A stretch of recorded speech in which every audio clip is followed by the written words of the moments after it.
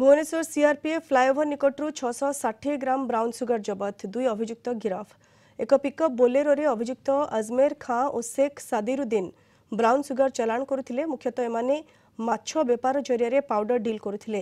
आगको बड़दिन और नुआवर्ष थिबारु विभिन्न क्लब और पब रे निशा डील करिवार योजना करुथिबा जानिबाकु पाइछि पुलिस।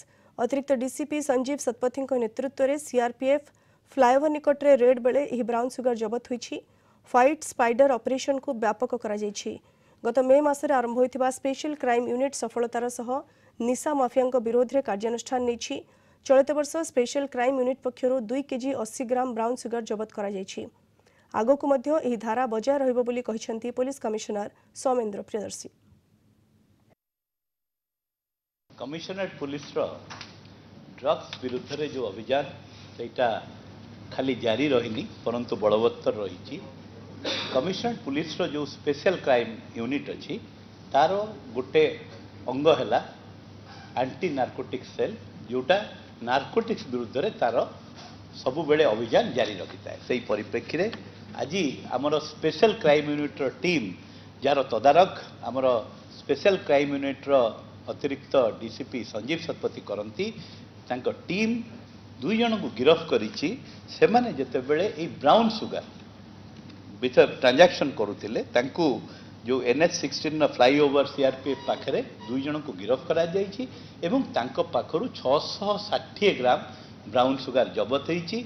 आउ ए जो ब्राउन सुगर कारोबार रे जो संश्लिष्ट थिबा बोलेरो गाड़ीटे भी मध्य जबत होइछि। ए जो ब्राउन सुगर जबत होइछि तार बाजार रे मूल्य आनुमानिक 60 लाख टंका ऊर्ध्व हबो।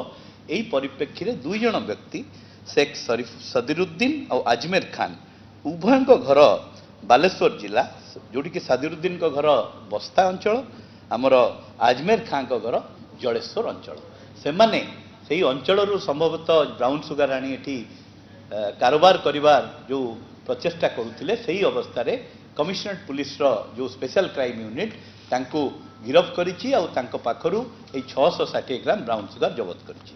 मु सूचई देवाक चाहूँगी जे मे मासरे कमिशनरेट पुलिस अधीन ए स्पेशल क्राइम यूनिट कार्यकारी है। ता परठू जदि देखिबे आज पर्यंत 2 केजी 80 ग्राम ब्राउन सुगर केवल स्पेशल क्राइम यूनिट धरी। जदि आप भुवनेश्वर हिसाब करेंगे भुवनेश्वर भी यही अभियान सबु अंचल रे जारी रही। 61टा केस होइछि। कटक रे भी 9टा केस होइछि।